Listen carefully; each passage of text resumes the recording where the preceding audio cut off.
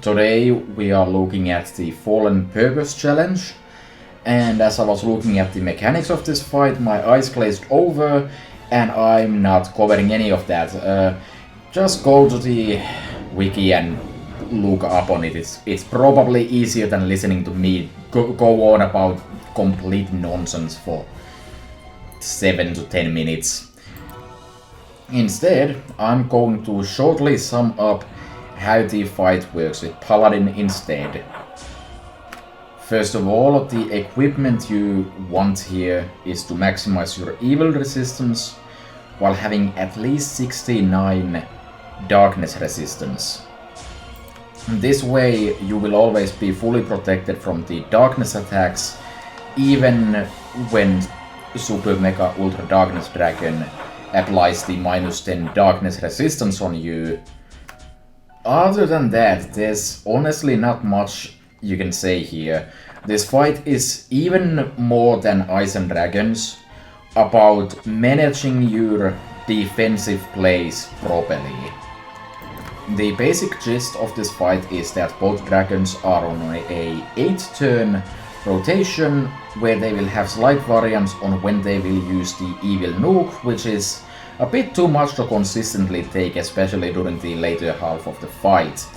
In addition to that, Meat Shield, or whatever your dragon's name is, will also have another move that will decrease you down to 1 HP. What this basically does means that you need to either pick between shielding the claw or 1 or 2 of the nukes, depending how the rotations happen to work out. And there you go. Paladin has some unique plays here, specifically being able to take the claw attack and not dying.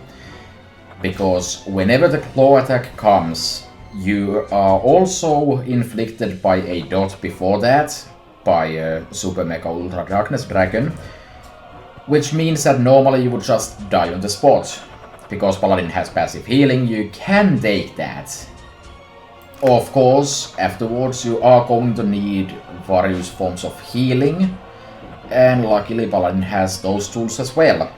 So in the end, what this fight boils down to is properly managing the cooldowns of your shield, your dragon shield, your heals, your seal that fully heals you, and your hamburgers for extra defenses, and also the other food, but mostly hamburgers. Saying that I have to keep track of the cooldown on my hamburgers is funnier than anything else you could imagine here.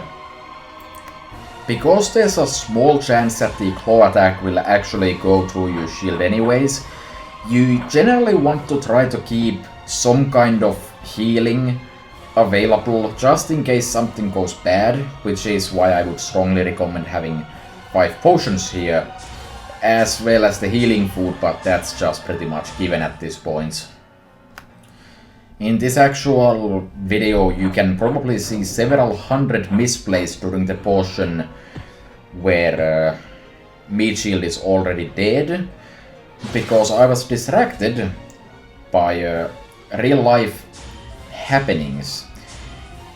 They don't matter, because even Paladin can just handle Super Mega Ultra Darkness Dragon easily with the constant dots and all that.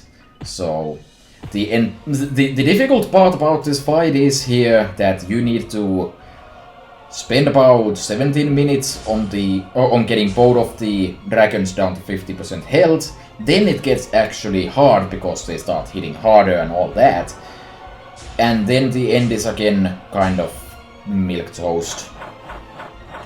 I don't know, there's surprisingly little to actually say about this fight, despite it having this massive pile of effects and nonsense, because most of it doesn't ultimately matter when you just play the game.